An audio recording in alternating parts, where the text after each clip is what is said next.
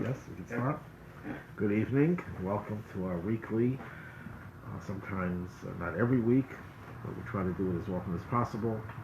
Our class on the Parsha, I like to call it the Sparks, Tidbits. Take a few different subjects and we discuss it briefly, adding some insights from the different commentators. The name of this week's portion is Mishpatim. This is a portion of the Torah that deals with the civil and criminal laws of Judaism, although interspersed you also have some of the ritual laws as well, some of the laws of kashrus, some of the laws that pertain to the sacrifices and so on and so forth. But the primary focus of this parsha is Mishpatim, civil and criminal law. And Rashi points out that when the Torah introduces this section, it uses the conjunctive letter Vav, and these are the judgments he shall place before them. It's very unusual to start a book or a chapter with the word and. So Rashi says that's to tell us that it's connected to the preceding section. What is the preceding section? It talks about the Parsha of Yisro is about the giving of the Torah at Mount Sinai. That's the general thrust of the Parsha.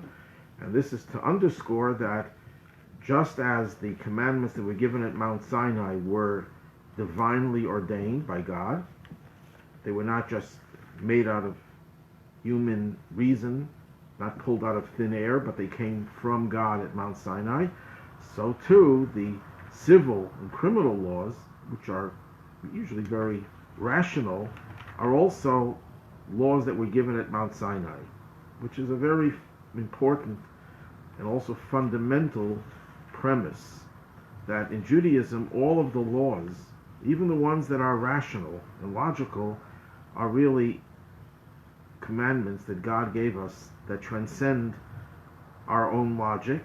They are divine, but at the same time God wanted us to understand them as well. He wanted us to relate to them. There are certain commandments that we do precisely because we don't understand them. The commandments that do not fit into our rational minds, but they have a different objective. Their objective is to make us recognize that there is a God who is above us and we just follow whatever he says. But the commandments that do make sense, the rational, the so-called logical commandments, we perform not only because God said so, but because God wanted us to identify with them rationally. They should resonate within us. But if we look at the last section, the very last section of the preceding parsha, it talks about a very arcane law, that when they built the altar, they should not build it with steps. They should have a ramp instead. The reason for that is it's a matter of modesty and sensitivity, that when you go up steps, you take wide strides and you expose yourself to the steps. And that's not respectful. So instead, you would go up on a ramp and you would take small baby steps, in which case you would show sensitivity. And as Rashi pointed out, imagine if we're supposed to be sensitive to stone, because that was the material out of which the altar and the ramp was made, how much more so that we have to show sensitivity to our fellow human being. That's the end of the parsha. And then it begins, now the new parsha begins, these are the laws that you put before the judges. So I would think that there's an additional lesson, in addition to the one that Rashi says, that we should realize that even the civil laws are based on Sinai. There's another lesson over here, that the judges, though they are following strict justice, have to show sensitivity to the people who stand before them. A judge cannot say, well, I'm here just to render justice. I'm here to deliver a verdict based on the law, and there's no room for me to show compassion and do things to get around the law. That may be true, but that doesn't mean that the judge has a right to be insensitive. Sensitivity has to go hand in hand with the administering of justice. Another thing that we derive from the very first verse, it says, and these are the laws that you should set before them. Who is the them? refers to the judges, the Jewish justices. And Rashi, quoting the Talmud, says, "V'loy lifnei avdei elilim," that you put the laws before the Jewish judges, and that you go for your quarrels, your disputes, before a Jewish judge, and not before the non-Jewish judges. That a Jewish person who has a dispute with a fellow Jew has no right to go to any other court other than a rabbinic court, a Jewish court that follows the Torah.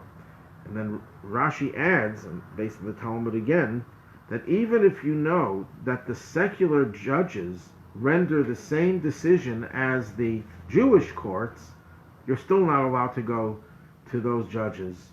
There are exceptions to the rule. If the other litigant refuses to go to the Jewish court, and the Jewish courts, especially now, do not have the power to force you to come to court, or if they refuse to abide by the decision of the rabbinic court, then the rabbinic courts give the person permission to go to the civil courts to save whatever it is that you are owed, and it shouldn't be lost on account of the other person's reluctance to go to the Jewish court.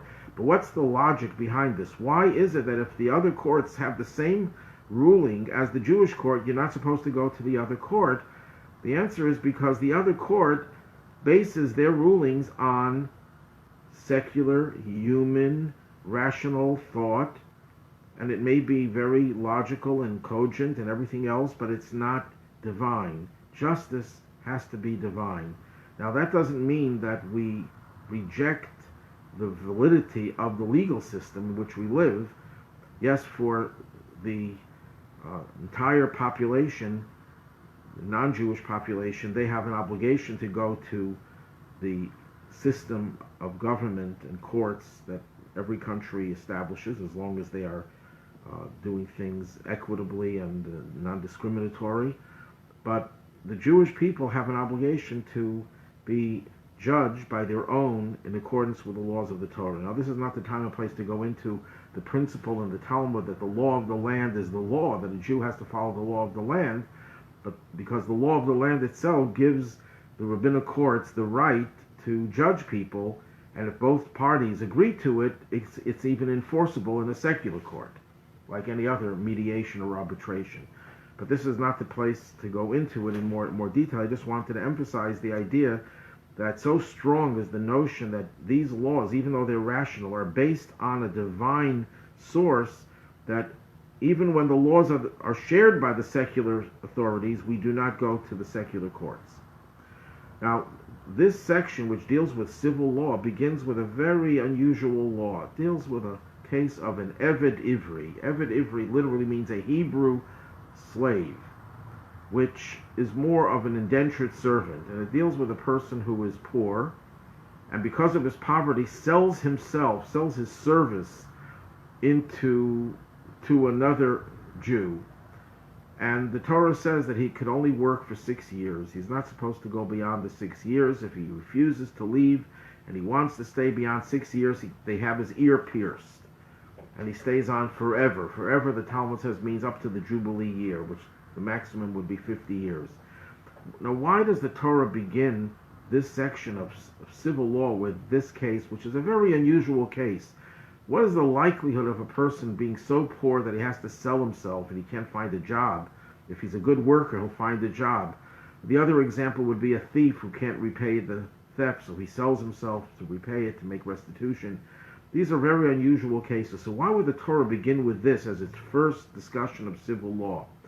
So there are various explanations for this. The Ibn Ezra says, because we have to view the Torah with the mentality of a slave, that if we understand its laws, well and good. But if we don't understand them, we should realize that the weakness is in our own comprehension and not in the Torah. Just like a slave follows his master's orders even when he doesn't understand. So that's the Ibn Ezra's approach.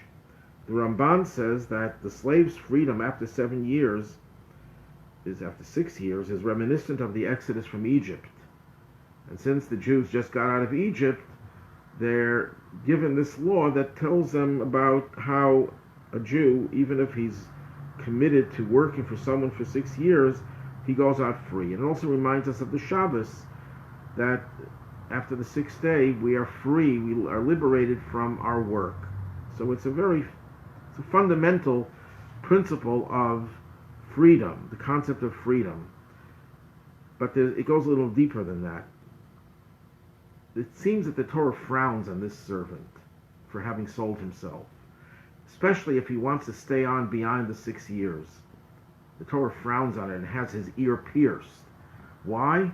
Because the ear that heard God say, "You are my servants, not servants to my servants." Torah doesn't like the idea that a human being becomes a servant to another human being. We are only servants to God. So that's a very fundamental teaching, that we should always realize that we are God's servants and not servants to anyone else. But that also includes, today, I don't think too many people feel that they are servants to their employers. Well, it depends on the employer. But we are servants. We are servants to so many other slaves, not just servants, to so many other things in our society. We're slaves to technology. We're slaves to all sorts of fads and whims, things that people do that are irreversible or almost irreversible. Young people getting tattoos is an example of how the culture is producing a fad that gets people to do things that are self-destructive, taking drugs, alcohol. Those are different forms of slavery. We just give it by a different name. We don't call it slavery, we call it addiction. But what is addiction if not slavery? That's why the Torah says the first thing that you have to know is that you have to be free. Free to be the servant of only one God. And when you're a servant of one God, you don't feel that you're a slave. You feel that you're liberated, because that's who we are. That's what we were destined to be.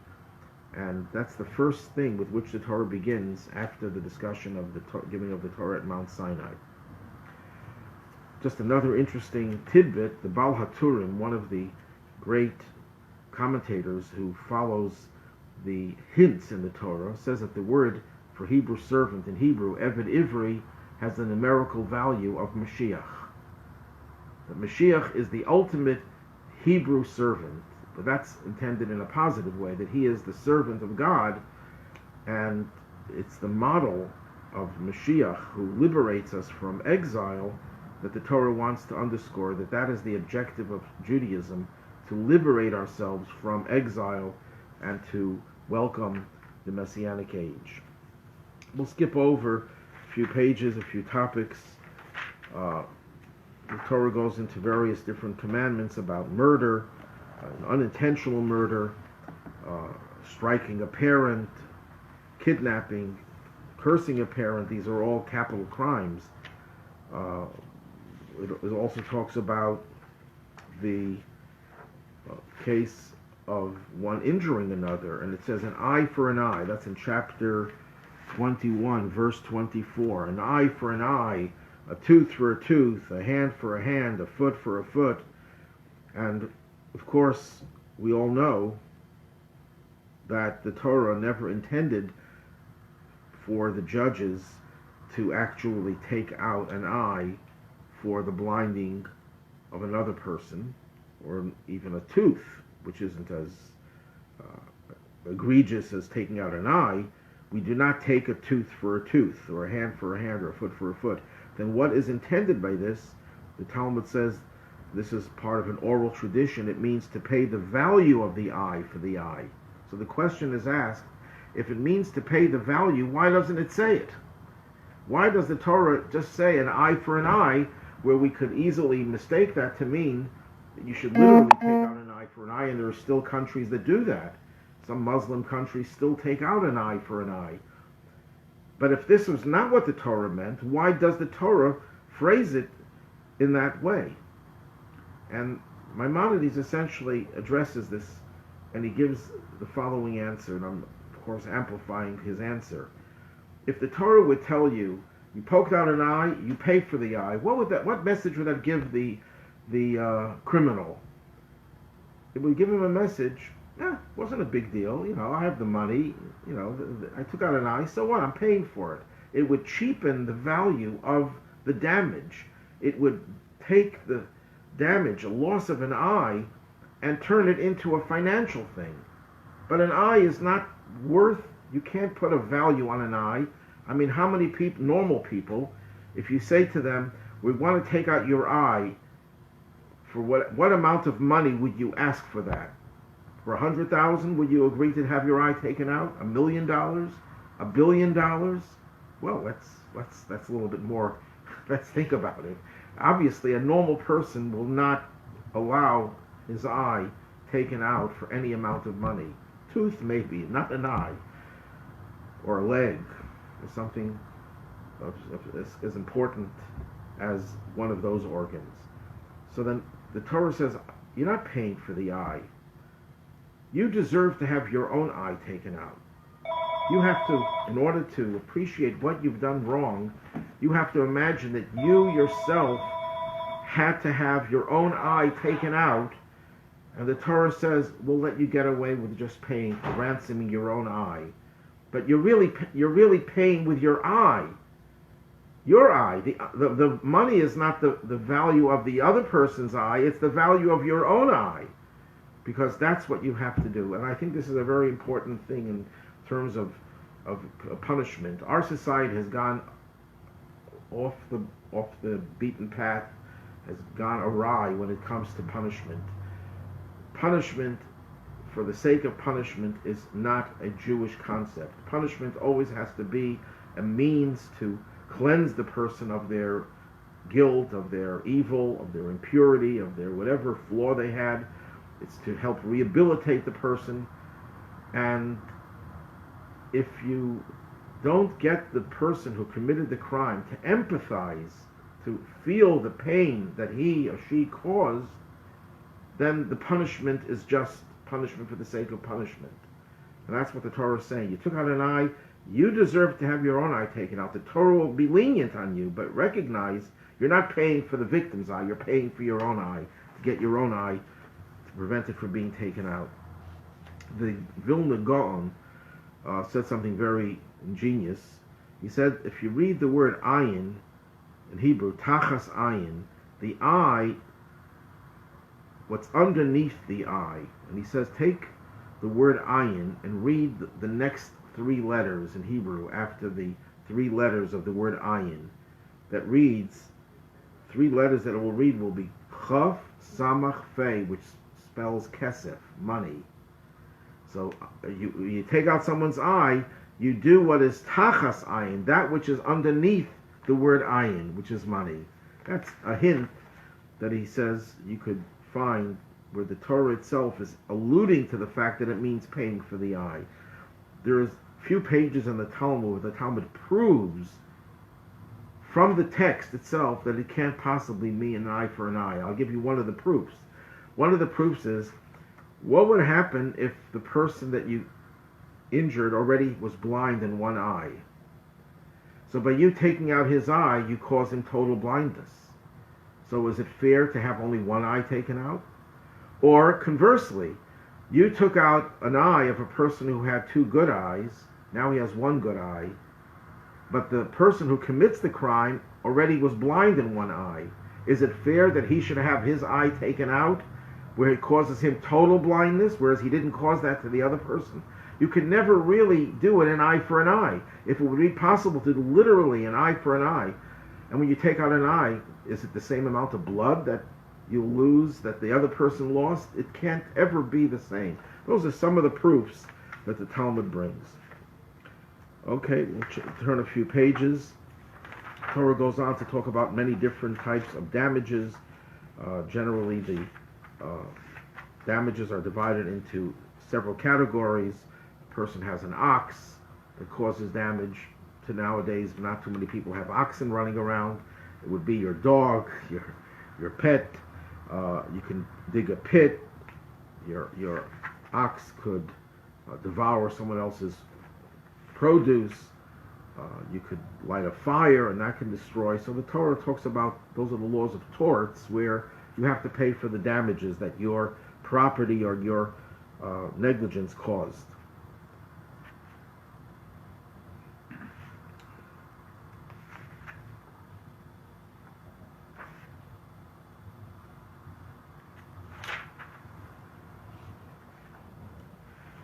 And we go on to a much later section.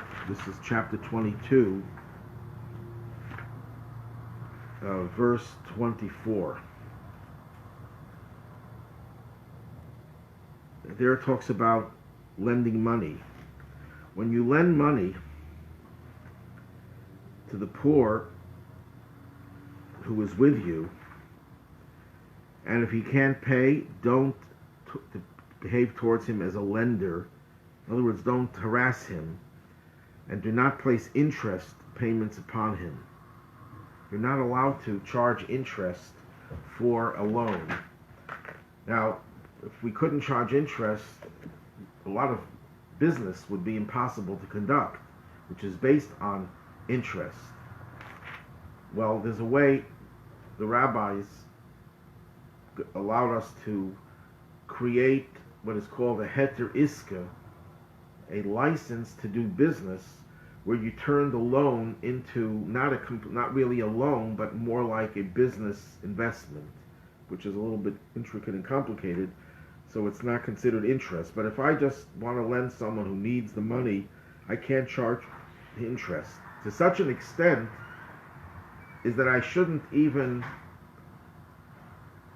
expect the person to thank me for the interest, for the loan, because in addition to repaying the loan, he's also giving me a sense of, wow, I'm giving you an expression of gratitude. It's a little hard not to thank someone who just gave you a loan, but that's the principle. There's a story that goes along with this.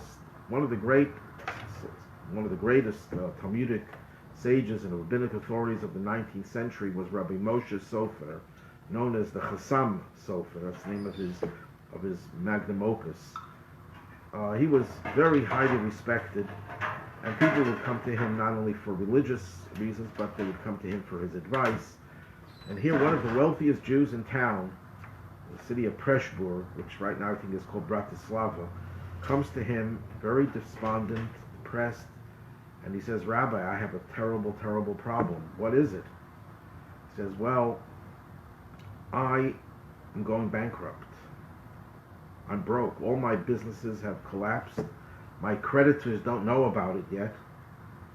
And if they find out about it, they'll all pounce on me all at once. And not only will my business be destroyed immediately, I'll never be able to get back on my feet again. No one will ever trust me. And I'll be the most embarrassed person around." Here, this wealthy man.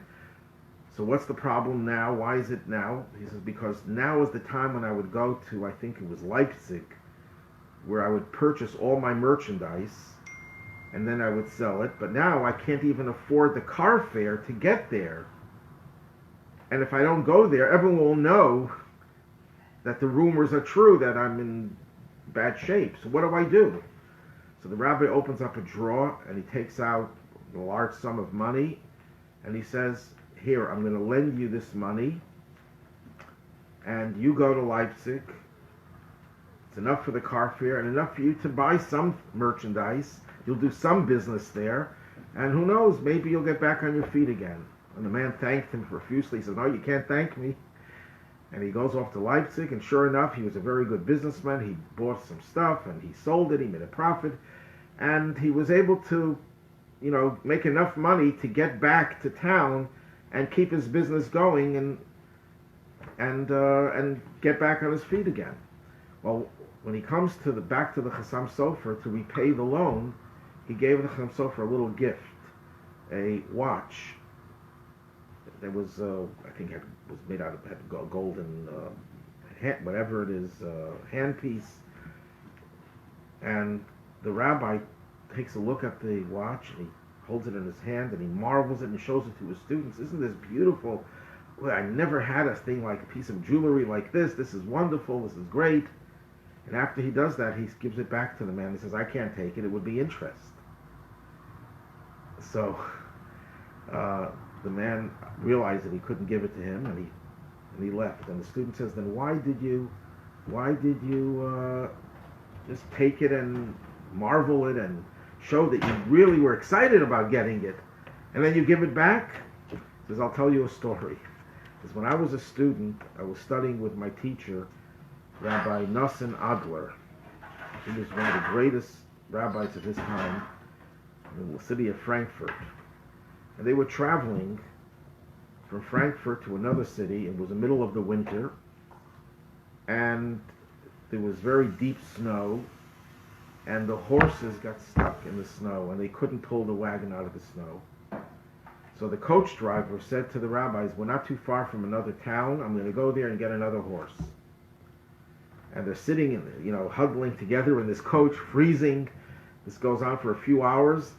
And the coach driver brings the other animal back, harnesses to the wagon, and Rabbi Nosson Adler grabs the Chassam Sofer, and he pulls him off the wagon. They jump off the wagon, and he starts dancing. So what happened to my teacher? The cold went to his head. Why did we go off the wagon? Why is he dancing? So he points to the animal. It was a cow that he harnessed together with a horse to get him out of the snow. And the Torah forbids harnessing a cow and a horse, or any two animals. You're not allowed to harness them together. That's why you're not allowed to even be on the wagon that's pulled by two different animals. So okay, I understand why we jumped off the wagon, but why are you dancing? He says, because in all my life, I could never have imagined that I would have an opportunity to fulfill this mitzvah. When would I ever have a horse and a cow harnessed to my wagon? That I would fulfill the mitzvah of not going on that wagon. This is the first opportunity in my life, and perhaps the only opportunity, that I fulfill this mitzvah in the middle of the winter, middle of the cold. It was such an exciting thing that I couldn't contain myself. I had to start dancing from joy. And the Chassam Sofer said, I'm a rabbi. People don't come to a rabbi for loans. They go to the bank. They go to wealthy people. So the mitzvah of not taking interest is something that I would never have an opportunity to do.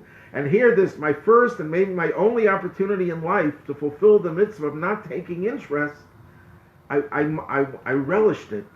That's why I was looking at the watch, like it would be so nice for me to have this watch, and then I can give it away, give it back, and show how precious this mitzvah was to me. That's the mitzvah of not taking interest. Then in verse 28, it says, you cannot delay your offering when it ripens, or your offering of truma. There are different translations. This is what chapter 24, verse 28.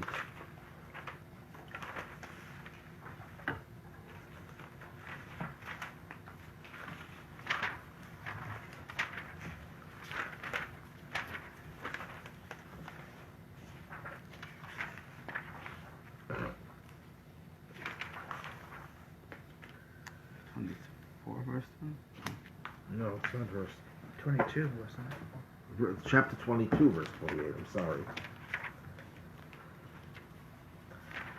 So they translate it over here as, do not delay your fullness offering or your priestly heave offering. It means you're not supposed to delay giving your offerings. What are these two things referred to? So Rashi says that the heave offering, the priestly heave offering, truma, as it's called in Hebrew, the Torah refers to it as dim acha. Dim acha. Rashi says, I don't know what that word means.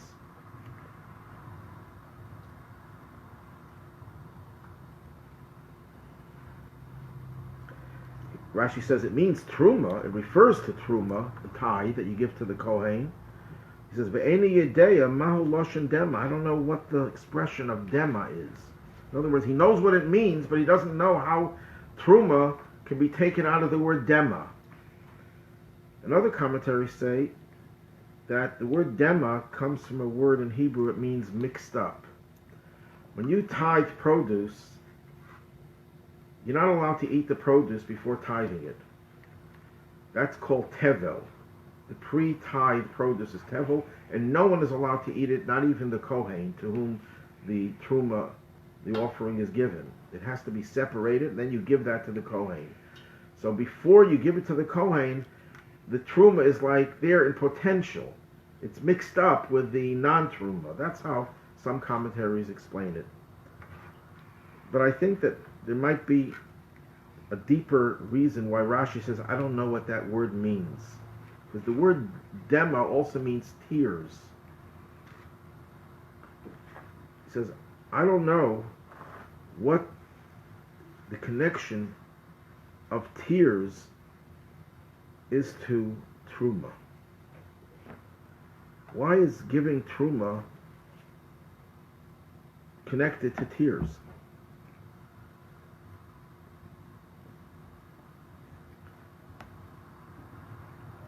Perhaps the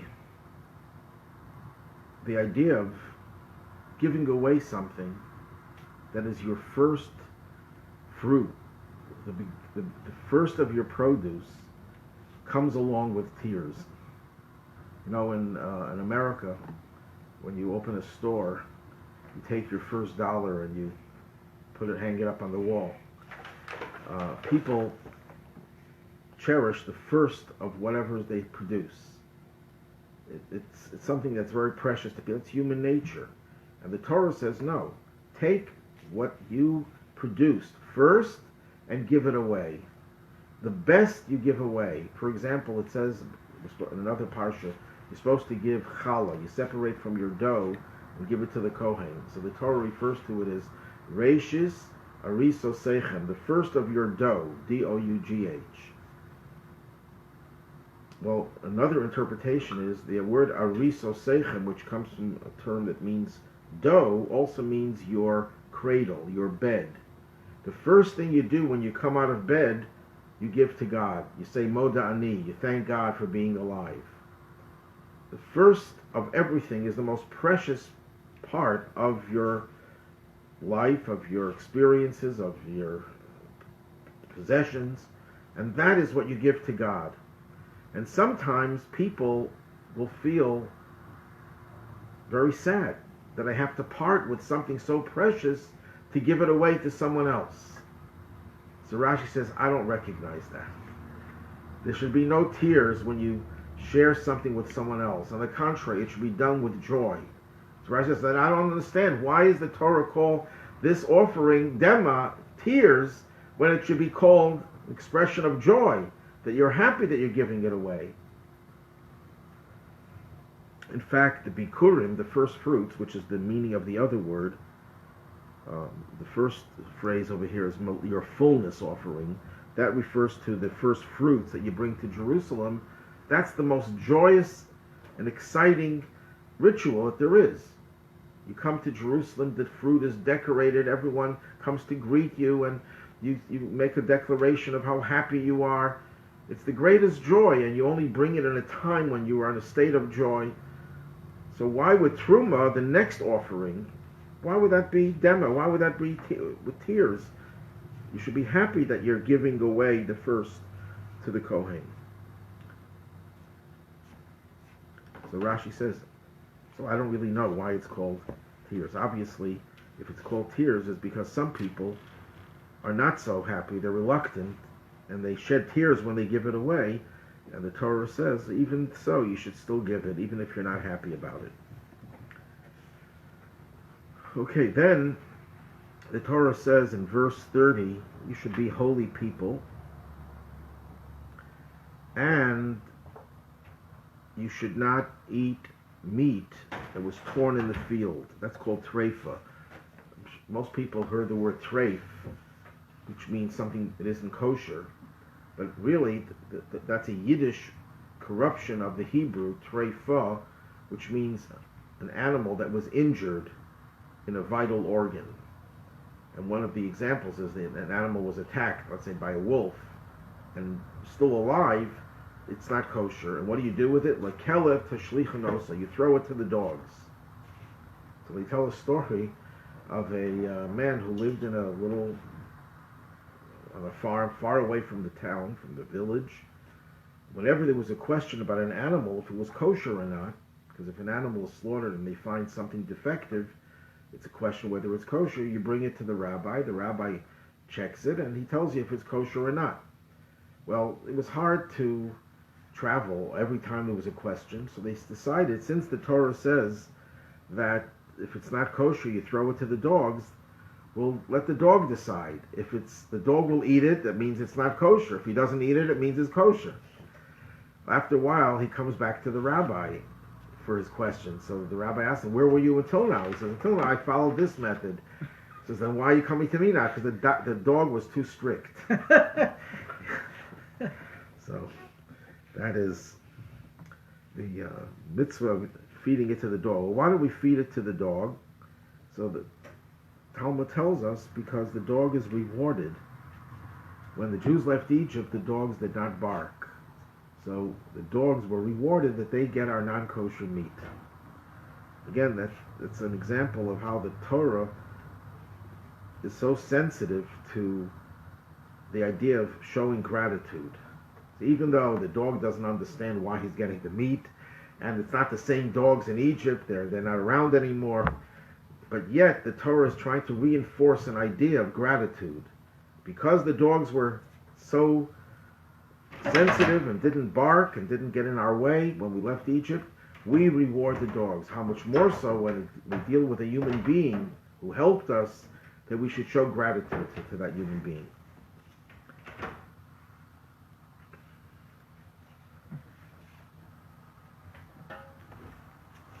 Then we get to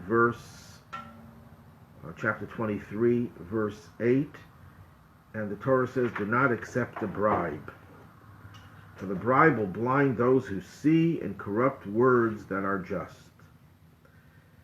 They're talking to a judge, primarily. A judge is the one that would be likely to be bribed by the person who wants to get a good outcome. And the judge is commanded not to receive the bribe. Now it's interesting, the Torah doesn't tell you not to give the bribe. It tells the judge not to take a bribe. What about giving the bribe?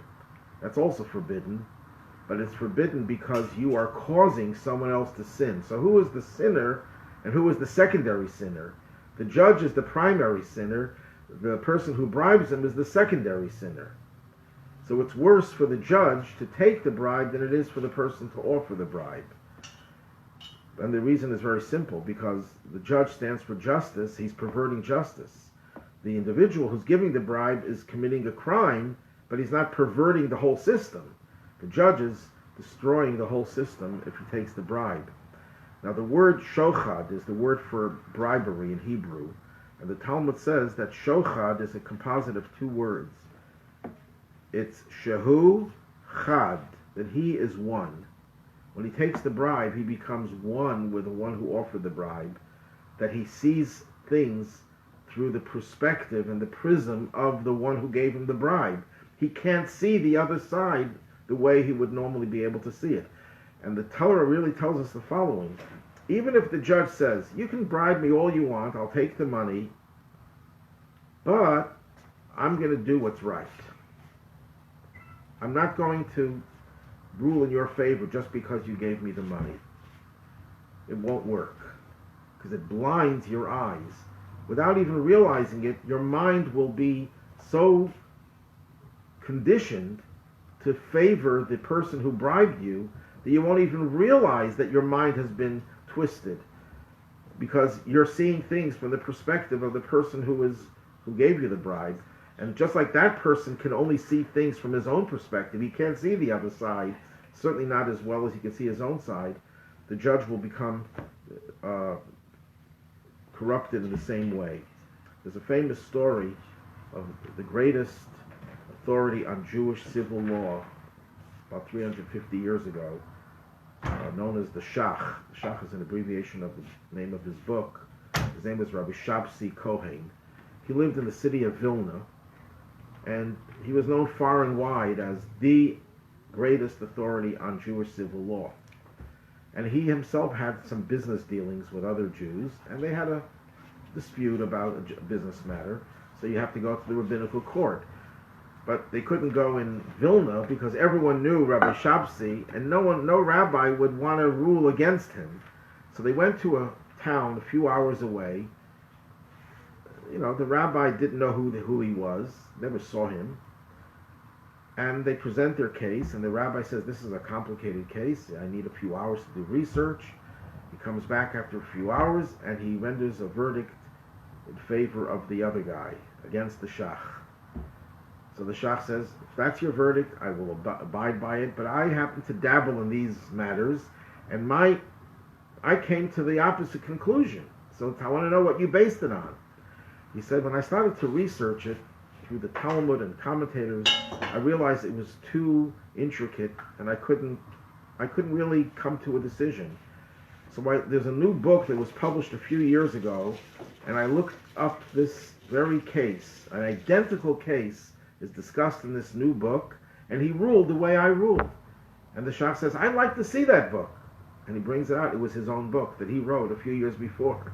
And he dealt with a similar case and came to the opposite conclusion. So that tells you that even someone who never intends to distort justice, a man of that caliber, he can't really trust his own judgment.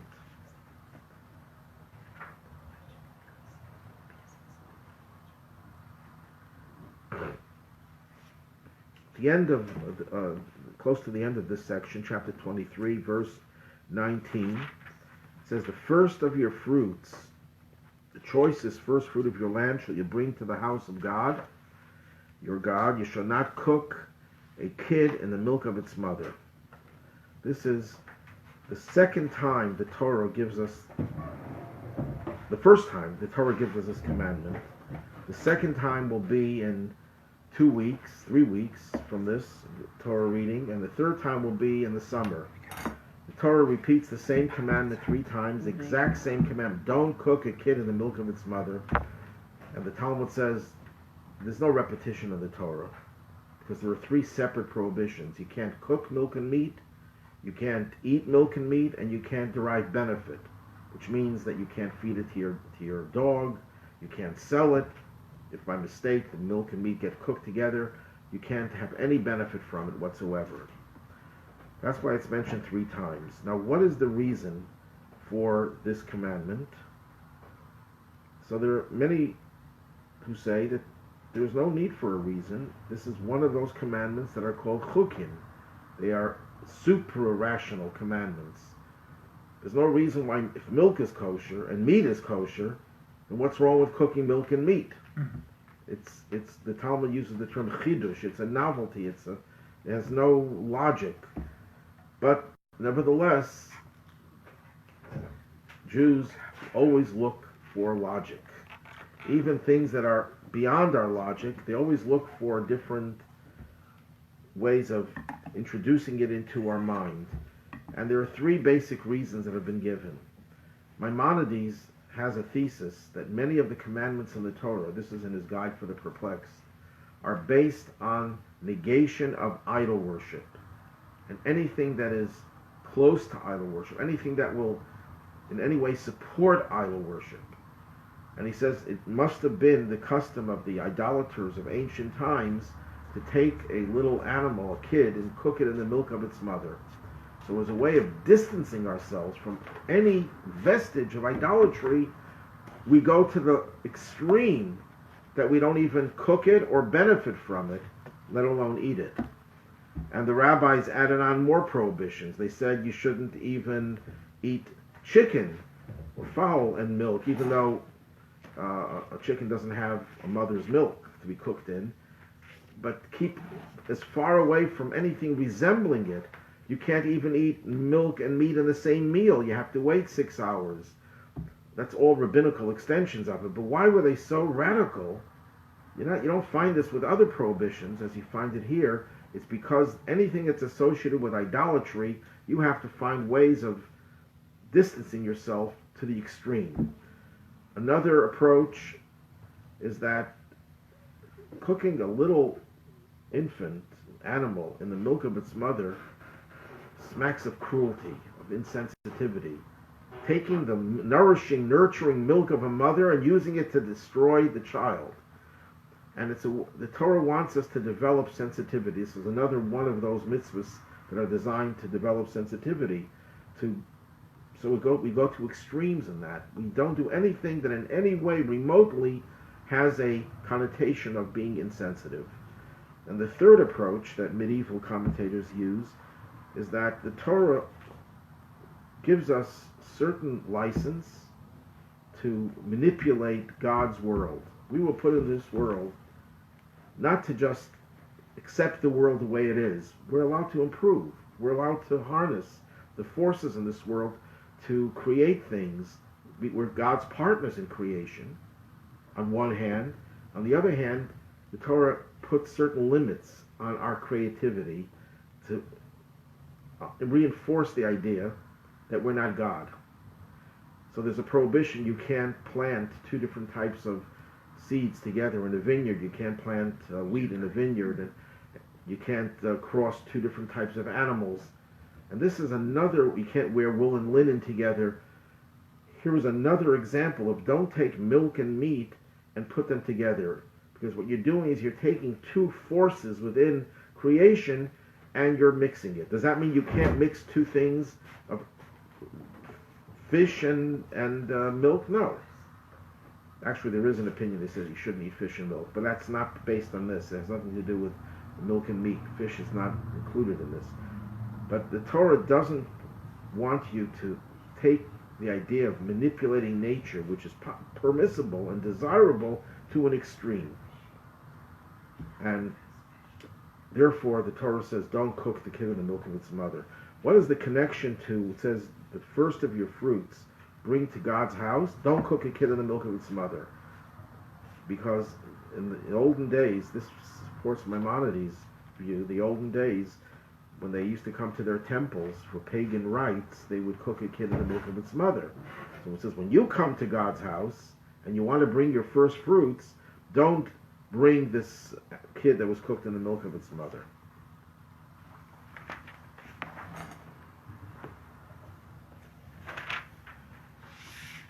The Parsha ends by going back to the story of the giving of the Torah at Mount Sinai, which confirms a premise that the Talmud establishes, that the Torah is not written in chronological order. The Torah was not given as a history book, which usually follows chronological order. So here it goes back to the giving of the Torah at Mount Sinai, and in verse 12, chapter 24, verse 12, God says to Moses, ascend to me to the mountain and remain there, and I shall give you the stone tablets, and the teaching, and the commandment that I have written to teach them. What is all this about? Moses went up there to get the tablets, which he did. So what are the other things? The teaching and the commandment that I have written. So Rashi, again, basing himself on the Talmud, that this includes all of the 613 commandments. That Moses didn't go up to the mountain just to get two tablets. It doesn't take too long to get two tablets. If there was a big line of people waiting to get it, you could say he had to stand on line, but he was the only one to get the two tablets, and they were ordered already. So there was no reason for him to wait so long, but he had to also get all the 613. And Rashi quotes Rabbi Sadia, the great sage of the 10th century, 8th, 9th, 10th century, that he shows how every one of the 613 commandments is hinted in the 10 commandments. And that's what Moses got on Mount Sinai. That Rashi quotes from the Midrash and Rabbi Sadia. However, the Talmud takes this a little bit differently and says that the tablets is one thing, the Torah and the mitzvah refer to the entire written Torah, the whole biblical body of literature, And mitzvah refers to all the oral teachings that teach you how to fulfill the commandments. For example, if the Torah tells you you're supposed to put on tefillin, it doesn't tell you, the written Torah, how to put on tefillin, when to put on tefillin, anything else about it. All you know, it's a sign on your hands and on your head. Well, the way to fulfill the mitzvah, you have to follow the oral tradition that explained what the mitzvah is. Where did the oral tradition come from? It came from Mount Sinai. So these are, and then there are certain mitzvahs that are not even written in the Torah, that were just transmitted orally, that have no hint in the Torah. These were all given at Mount Sinai. Now Moses goes up to the mountain, and he says to the elders, I'm going up, stay here, verse 14. Who am I leaving to be in charge? I'm leaving two people, Aaron and Hur are with you. Whoever has a grievance should approach them. And I like to point out, because most people who are familiar with the biblical text neglect to focus on Hur. Aaron is always mentioned. Everyone talks about Aaron. Aaron has a whole fan club. People loved him. When he died, they all mourned him, not Moses. Moses was a tough leader, but Aaron was the man of the people. But we don't know too much about Hur. Hur disappears after this event. You don't see him anymore. What happened to Hur? It seems he was third in command. Moses, Aaron, and Hur. And who was Hur? Hur was Moses' nephew, Miriam's son. What happens to him? Well, we're going to discover later on, tragically, that when the Jews wanted to create the golden calf, and he resisted, he said, absolutely not, I will never allow this, they killed him. That's a good reason why he doesn't show up anymore after this. You'd expect the third in command to be mentioned other times in the Torah. At least he should have been the leader of the tribe of Yehuda. He was the son of Kalev. Kalev was the husband of Miriam, and also one of the leaders of the Jewish people from the tribe of Yehuda. So he would have probably succeeded to become the leader, not Nachshon, or at least he would have been mentioned somewhere, but he gave his life not to allow them to build the golden calf. We read about him a few weeks ago when Yeshua was fighting the Amalekites. Moses was sitting on a stone, and he had to raise his hands, and his hands were getting heavy, so Aaron would hold up one hand and Hur the other one. That's where we found Hur. So he was there to help the Jews, help Moshe, but he's no longer here after this story when the golden calf events transpired. And Moses goes up, and he's on the mountain for 40 days and 40 nights. And in these 40 days and 40 nights, that's when he got all of the Torah, to the point that the Jerusalem Talmud says that every new idea that any worthy student will introduce was given to Moses at Mount Sinai. In other words, if we're going to sit down and discuss a certain verse and come up with a novel idea, I think what I said before about Dema, the tears, that was a novel idea. Maybe someone else said it. But even if no one said it, if it makes any sense, it was already said at Mount Sinai. It's not new. Anything that's totally new, is wrong. If it's right, it had to have been given at Mount Sinai. So much so that even in the days of Mashiach, in the Messianic age, it says Mashiach will teach us a new dimension of Torah. He will reveal dimensions of Torah knowledge that were never revealed before to anyone. They have already been given at Mount Sinai. No one discovered it. It was there in the text. He will be the one to reveal it. He's going to be the excavator to discover the diamonds that are in the mind, but no one had access to them. In the Messianic age, he will have access and make it accessible to everyone. But it was all given at Mount Sinai. That's the most defining moment, and I want to just conclude on a note that I'm harping on a lot in the last few weeks, and that is when people hear people denying the Holocaust, they get very upset, and justifiably so, because the people who deny the Holocaust have an agenda. They want to deny us even the right to be victims so they can do it again.